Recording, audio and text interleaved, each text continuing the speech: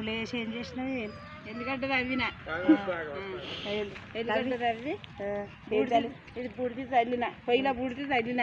దేనికోసం చల్లినావు? దేనికోసము లఘు కొరకు పెండ పోస్తే గడ్డి మొలుతుందని లఘు ఇది పోసినాం. బలం ఉందని సీడ ఇట్లా కలగద్దని పోసిన. ఇప్పుడు ఇది చల్లితే దీనికి మంచి బలంగా ఉంటుంది ఉల్లిగడ్డకు. సీడ కలగది మందులు వేయకుండా మందులేని పంట.